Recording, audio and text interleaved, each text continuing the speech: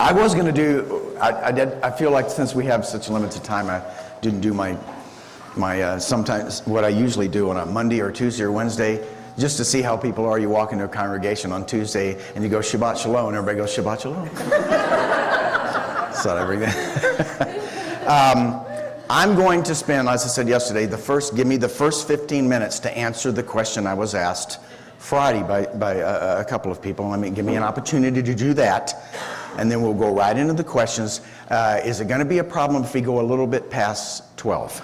No problem. Like 6? Yeah. No, we got a plane to catch. I wanted to address the subject that Bill brought up yesterday, just to give a little bit more detail about something, once again, that is not only what I feel clearly the scriptures say, of course everybody says that, don't they?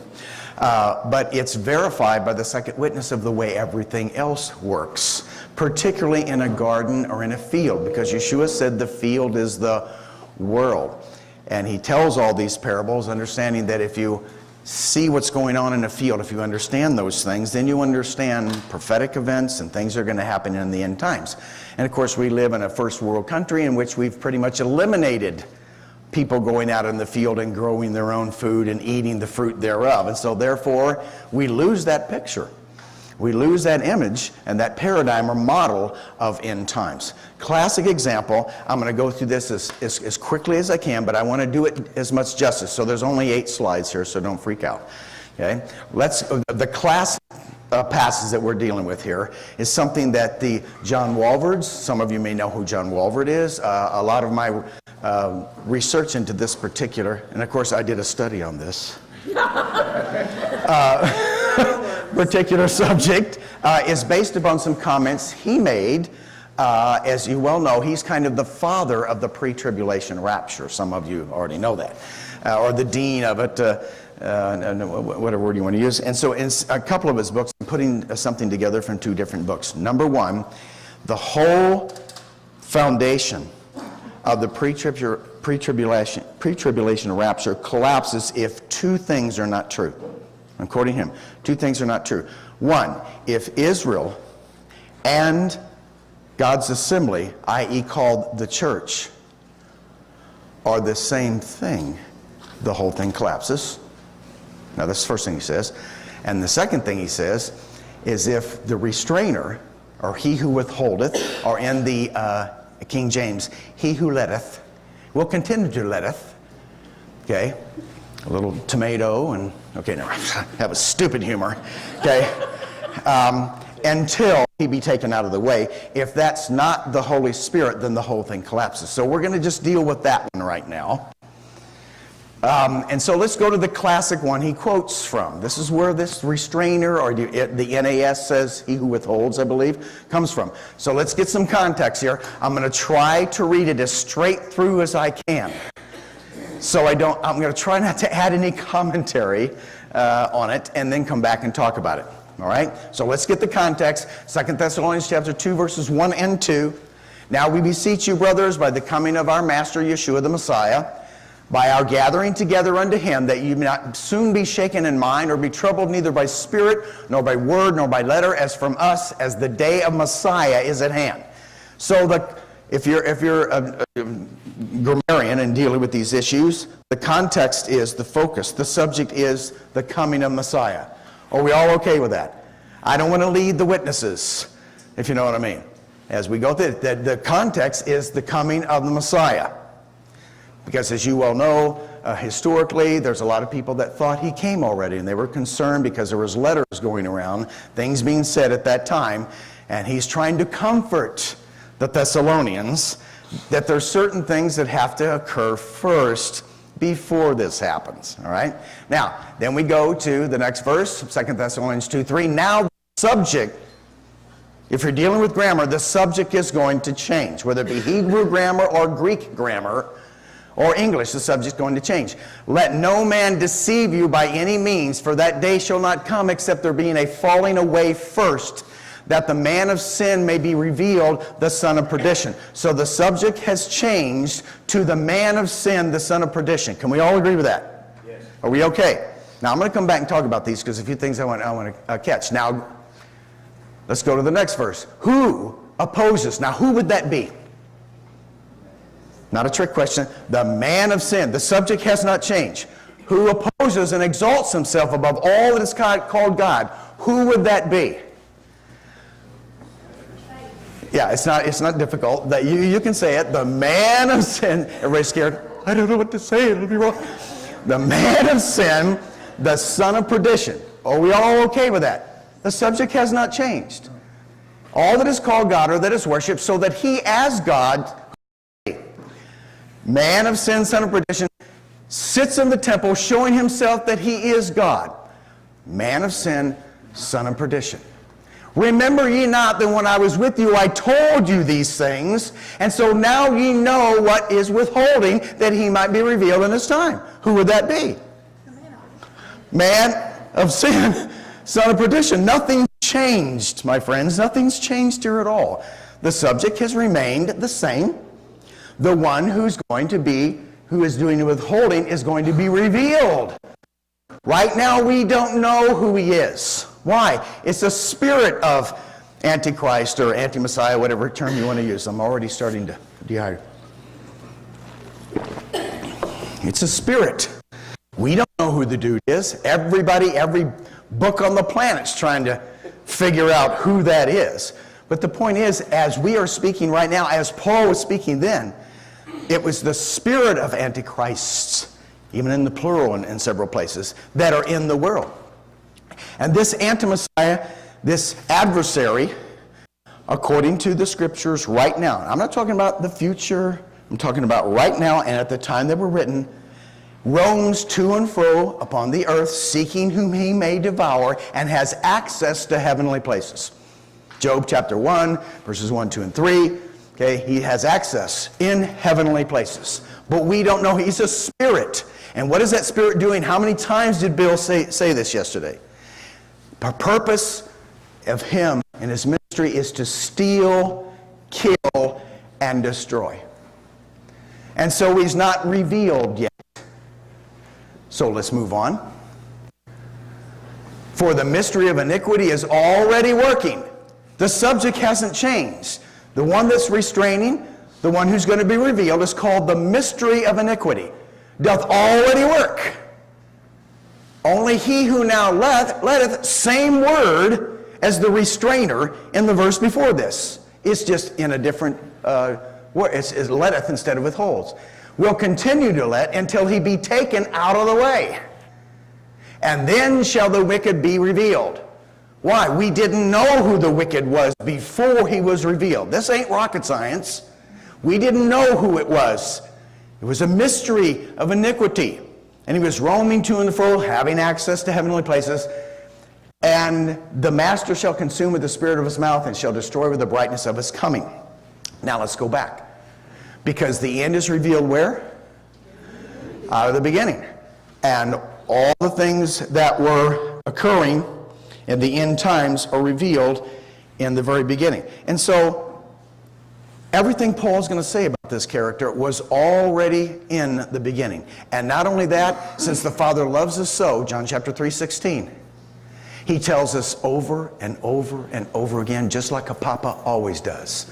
So that when that time comes, he does indeed hold his children responsible for what he told them over and over and over again. Not at the end, not right before they messed up, but from the very beginning, he says the same things to his children.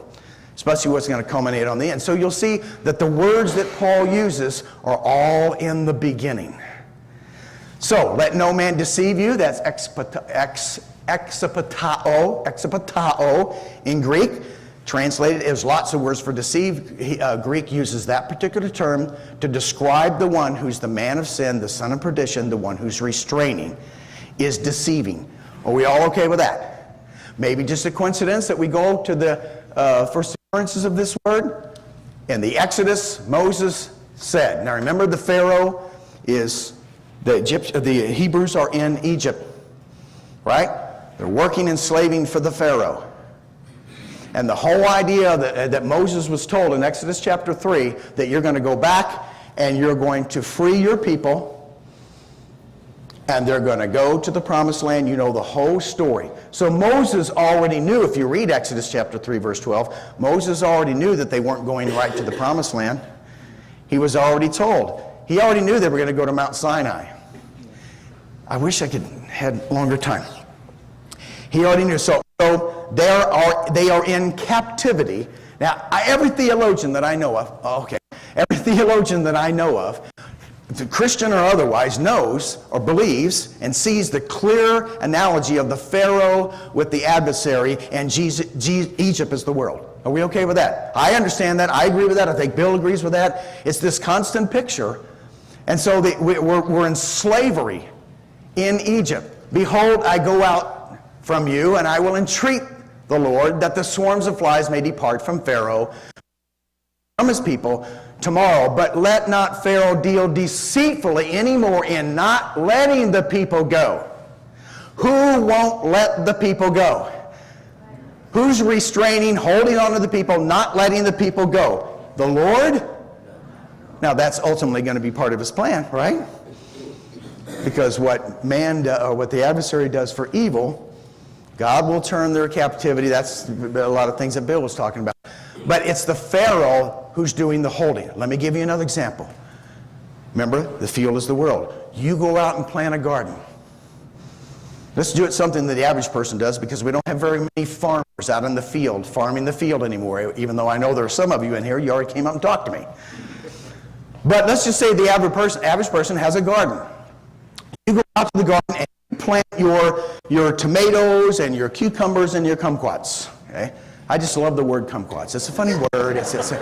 Most people don't know it. Okay, you plant your kumquats. You go out and you sow those things in your garden, in the field. And then you leave for whatever reason. You're not paying attention to your garden. And you come back and all these weeds are growing up in your garden. You did not sow those, right? How many times does the Bible say that the Son of Man sowed the good seed, and the enemy came in and sowed tares among the wheat? So the Son of Man didn't sow that seed. He didn't sow those tares. He didn't sow those weeds.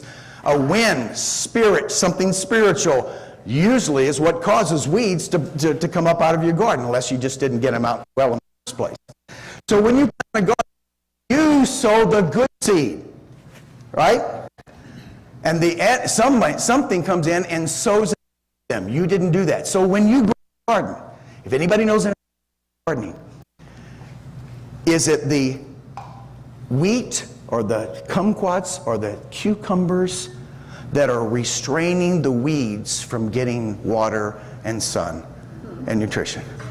Or is it the weeds restraining, taking the water and minerals out of the soil and to starve and choke the wheat? It works that way. That's the reason why Yeshua constantly focuses on a field and sowing and reaping and all these agricultural terms, because that's what everybody did.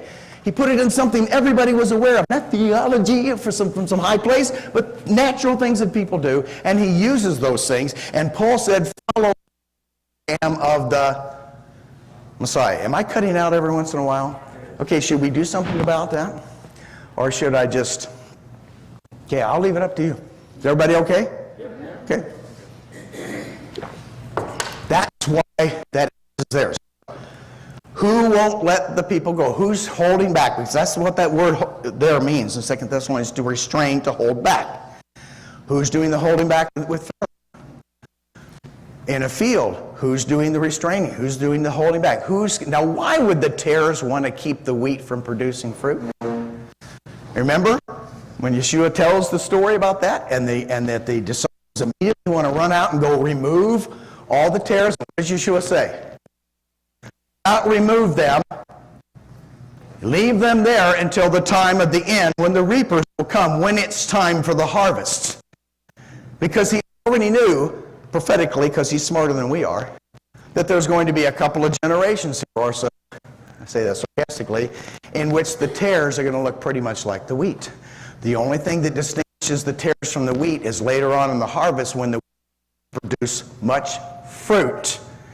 Now you know the difference between the tares and the wheat. But as long as there's no difference between the two, the enemy can continue to steal, kill, and destroy. But once there is a distinction in the field between the wheat and the tares, the kumquats and the weeds, once there's the distinction between the two, now the reapers have permission to come and remove the tares from the wheat. And it says pratos, first of all. First remove the tares, pratos in the Greek. What's left behind when they come and remove the tares from the field? The wheat. Once again, I want to be left behind. Okay? Put it that way. So, if you just simply see it in the garden, you can see these things. And so this enemy in the end times, you're going to substitute with that. I'm perfectly fine. I can deal with that.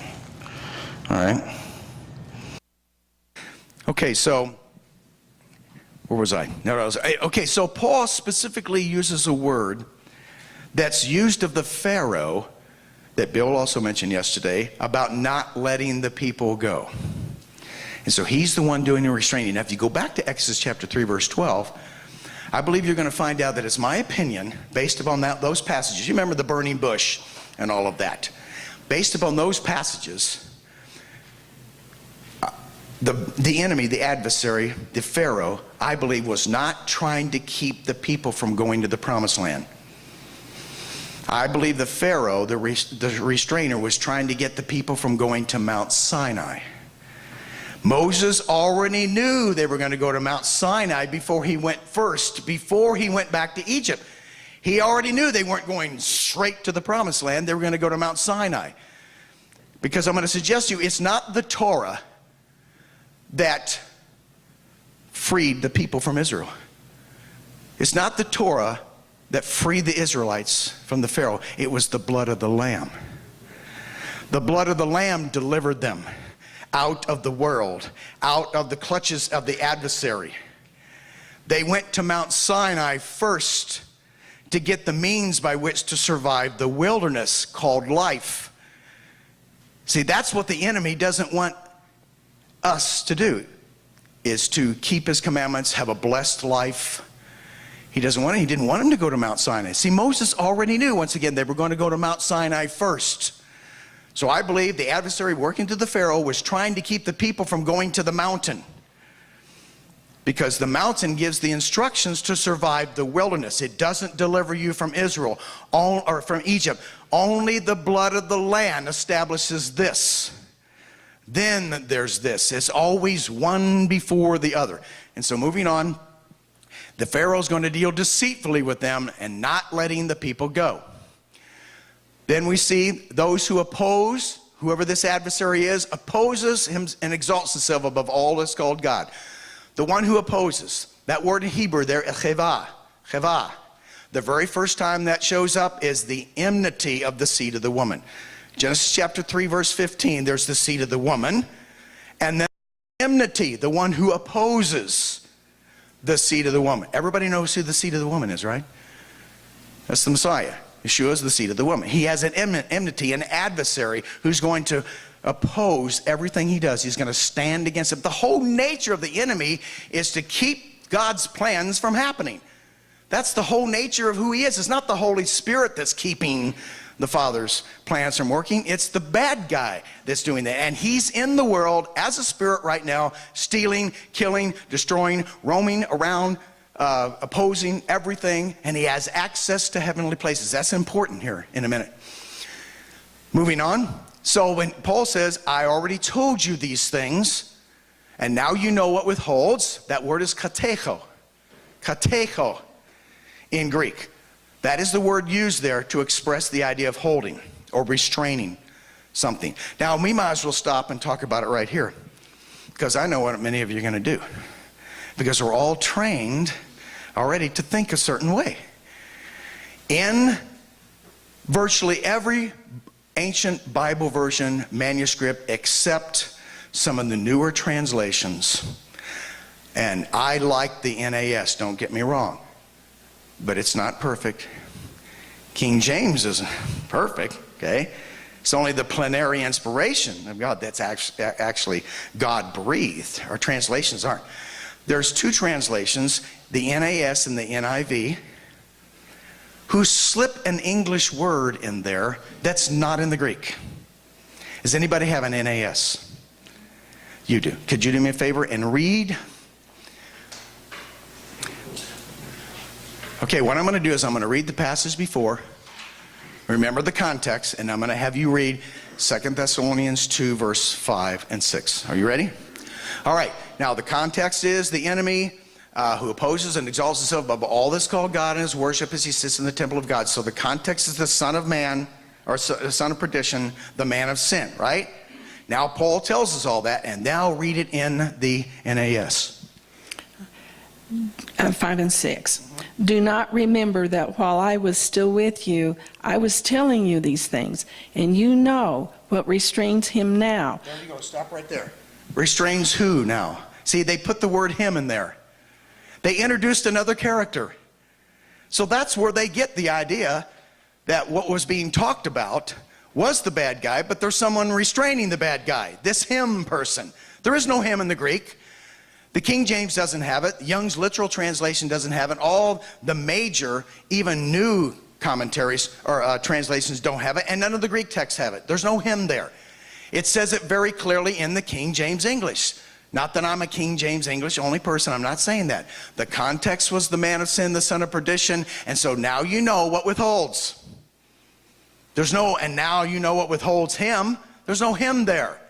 The him was introduced into the text. Now you know what's withholding. The reason why that's important, because Paul's trying to tell you what's withholding. It's just sometimes, Paul's simply trying to let you know who the bad guy is and who's been restraining and keeping the wheat from producing God's fruit, because he knows once the wheat produces the fruit, the jig is up for the bad guy. Jig is up for the bad guy once the field, you look out in the field and there's a distinction between the wheat, the good, and the tares, the bad. Now we know that's it for him, because now the reaper's going to come and remove his hordes out of the world. So what do you think he's going to do? He's going to keep on attempting to keep the wheat from producing the fruit. Because once you know that, and I'm sure you've seen Bill do this so many times, and I'm sure I've done it several times. You know what happens in a field when the wheat, in the last 15 days, of a wheat harvest in Israel, the fruit triples. Right at the end, the last 15 days, the fruit triples. And so what happens to that wheat when that fruit on it begins to triple? You know what it's like? It begins to humble itself and bow down. And so when the reapers come out, they look for the ones that are standing all proud and erect in the field. Nobody's going to change my mind. Okay? Very proud. Okay? That's the whole idea of standing erect in the field and very proud. And so they just go remove them. And then they come and gather the wheat and put it into the barn. Now that's the way it normally happens, and that's why all these parables are about that. So Paul's trying to, that's why he says, remember not that when I was with you, I already told you these things. In Acts chapter 20, I know this, that after my departing shall grievous wolves enter in, same word used in 2 Thessalonians, in your midst, in among you. Same word used of the restrainer in 2 Thessalonians chapter 2. That grievous wolves will enter in among you in your midst, not sparing the flock.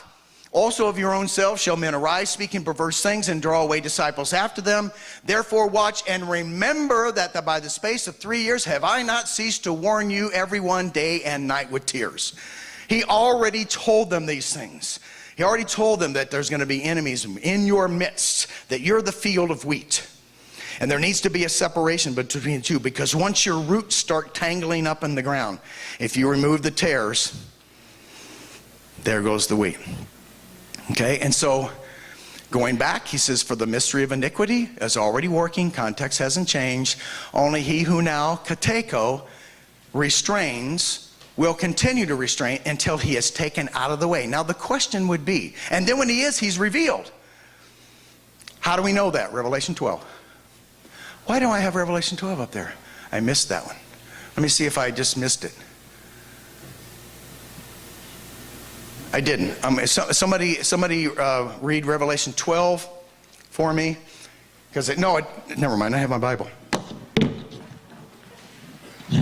Trying to do this quickly because I know you have a lot of other questions other than this one. But to me, this is an important concept. There's a lot of things to be understood by this, especially when we'll go back to the first occurrence when we end this here in a minute. Because the first person restraining is the thickets that are keeping the ram in Genesis 22 from going to the altar. Yes, Bill? Okay, Revelation 12, I think about 7 or 8. It's where Michael comes on the scene. See, there's a lot of people that believe that the one who is being talked about, the restrainer, is Michael. No, Michael's the one that's going to be removing him out of the way. Pardon me? Oh, there it is. And thank you. And there was war in heaven. Michael and his angels fought against the dragon, and the dragon fought in his angels and prevailed not. Now, who didn't prevail? The dragon and his angels, not Michael. And prevailed not. Neither was their place found any more in heaven or heavenly places, which is where he is now. And he also roams to and fro upon the earth. So he has access to these things. So as long as he's a spirit, if he's a dude, if he's manifested in the flesh, then he doesn't have access into heaven anymore. So there'll be a time when he is manifested in the flesh. Just like the seed of the woman, the word of God, unseen, was manifested in the flesh, so the enemy and his word, any word that stands against the word of God, is at enmity with God, because God is his word. And so that seed will also manifest himself. But he knows once that happens, everybody knows who I am. It's Hillary. Oh, God, I'm sorry. Okay, but you know what I mean. Now everybody knows who I am. The jig is up. And that's what the whole 2 Thessalonians is about, him comforting them, letting him know what's going to happen. So, Michael's going to remove him, and now, as you well know, he's going to chase. This manifestation of this enmity of the woman is going to chase the woman into the wilderness. And then you can go ahead and read the rest of Revelation chapter 12. But I want to close with this one, and then we'll get to your questions. First occurrences are always important. Why? Because there's only one author.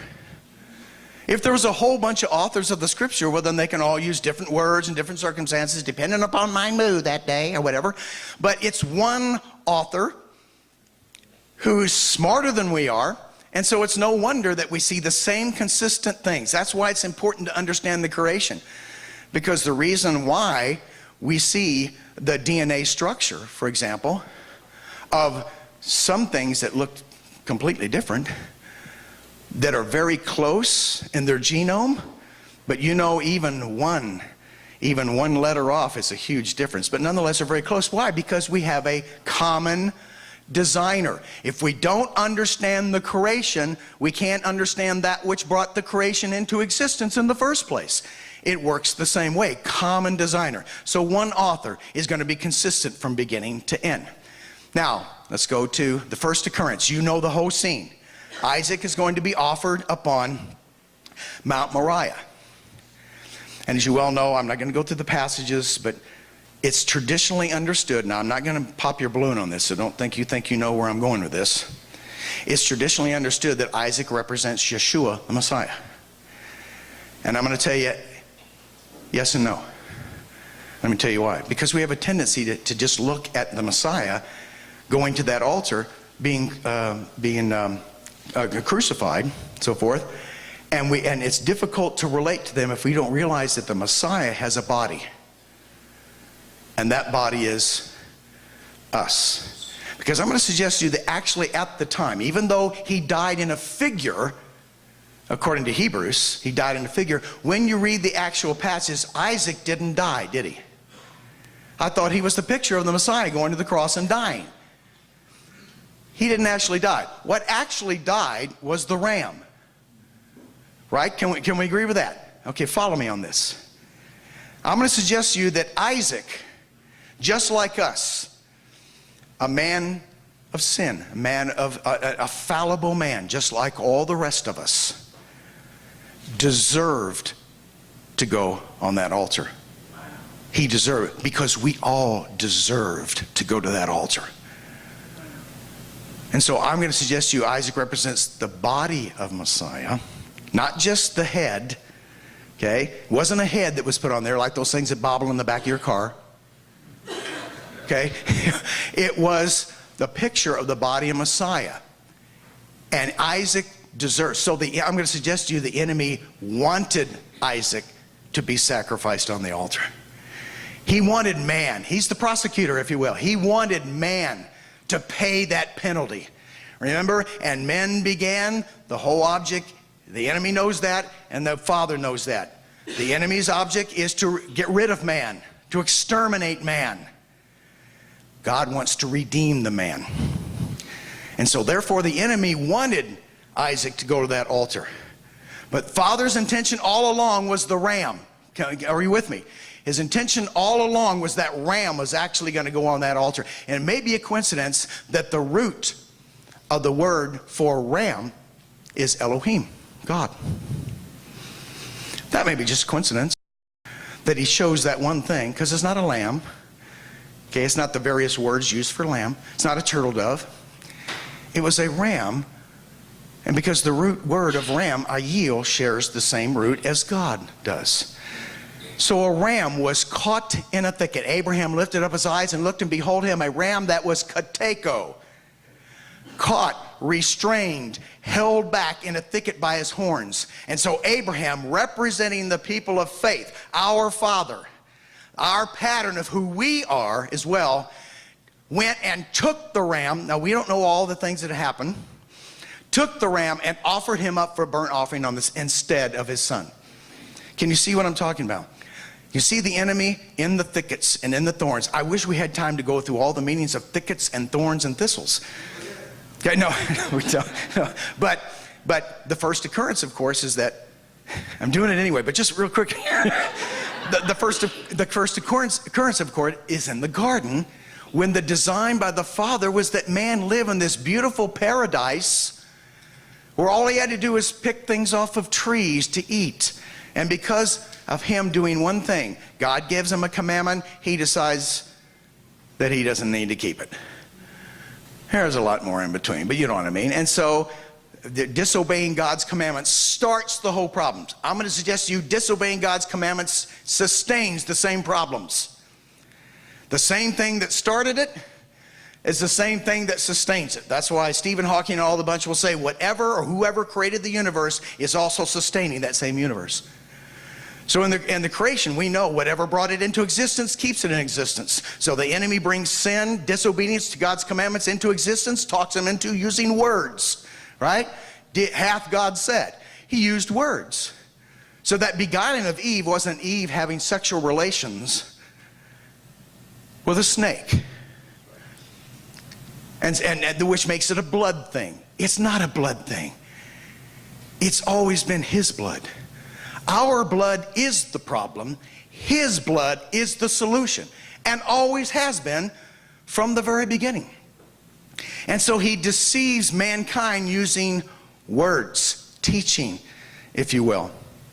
I've always thought, I will close with this. So the point being is that because of sin, he gets cast out with the thorns and thistles of the field. All right? And so I'm not going to take that any further. There's a whole lot to be done with it, but to me, this was a game changer in my life. All right? One more thing I want to mention that should be obvious to all of us. Bill mentioned it yesterday, and I'm glad he did. One more thing. Everybody know who Bill Maher is? What are you watching TV for? Okay, I'm just kidding. I tricked you into that.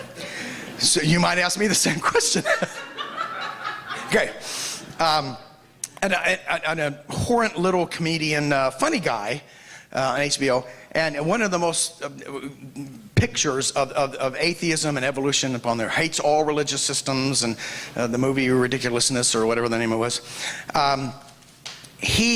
I remember when Obama was rerunning for president in 2012. And there was a guy running against him, a Catholic by the name of Rick Santorum. Everybody remember Rick? I don't know what happened to him, but he was up there. Remember, he won something, won one of the states, and everybody was kind of in shock. Oh my goodness, could this Catholic, oh, here we go with John F. Kennedy again, okay? Could this Catholic be the president? And so Bill Maher comes on a show and basically says that when he shows a clip of Rick Santorum being interviewed, being asked, do you take the book of Genesis literally? And actually, he says something contrary to Roman Catholic doctrine, or Catholic doctrine. He said yes, because Roman Catholic doctrine, catechism, they do not take, it's all stories. He says, yes, I take it literally. So with that clip, the audience starts to laugh, of course, because he set them up. And then he says, I do not want to follow a president who talks to snakes. And everybody belly laughs, for about 10 minutes over that comment, because it seemed logical. I'm going to suggest to you that was not a snake that approached Eve. Now the word there is nachash. We should write that up here. I am going to end it with this. You preachers, I know. Okay, nachash. That is the root word of it. And with particular vowel structures, that is the Hebrew word. You just change the vowel structure. That denotes a literal snake. Okay? But the root of the word does not mean that. It depends upon the vowel structure. The root of the word means something bright, shiny, and attractive. Bill mentioned it yesterday. Angel of light, I believe is the way you put it. Because I believe that's exactly what appeared before Eve. Not a serpent. I'm going to give you the reason why. 2 Corinthians 11:3 says, and no wonder he appears as an angel or a minister of light. And so, therefore, it's something that means something bright. So in other words, what Eve responded to was something attractive to the eyes. Wooed her in. And with words. Just think of some guy coming in the bar trying to pick somebody up. Okay, same kind of thing, does something attractive in order for her to look at him at the bar. Okay, and then he starts saying all these lies about himself. You know how it ends up. Okay, but that's not what happened. It didn't end up that way. He deceived her using words. Now, here's what I want you to consider instead of the snake thing. When they sinned, God comes to man first, right? Because he's the initiator. That's what zakar means. Male means he who initiates. That's why he's the head. Okay, he initiates, the woman receives. That's what the actual Hebrew words mean. So he goes to him first because he holds the man responsible. Heavy duty responsibility, but he holds the man responsible. And he says, because of what you did. I can just imagine him saying that. He wasn't pleased with his kids. That's what you say to your kids. Because of what you did, you're going to work 6 days by the sweat of your brow in order to eat bread. Because all he had to do was pick stuff off of trees in the garden. Now he's got to work to eat bread. See, they didn't eat bread in the garden, okay? Bread doesn't grow on trees. You have to mix things together and put things in order to do it. But that wasn't the original design. So you're not going to have to work by the sweat of your brow. Then he turns to the woman. He says, because of what you did, you are going to bear children and suffering and sorrow with children all the days of your life, right? Are we okay so far? So he would turn to a snake and say, because of what you did, you're going to slither on the ground on the belly of the earth all the days of your life. I can see the serpent going, that's what I already do.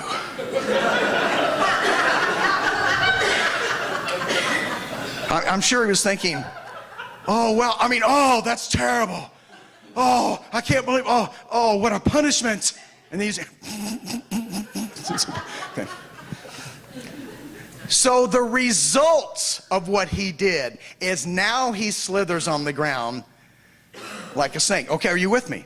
That was the result of what he did. She wasn't talking to a snake. She was talking to something attractive. Okay, that ends everything I wanted to say. The whole idea of who's holding who back starts in the garden, and it's consistent. If you get the series, and I'm not trying to do a shameless promotion, but if you get the whole series, I go through the consistency in every single book in your scripture of maintaining this constant pattern, including gardens everywhere, of who's holding who back in the end times.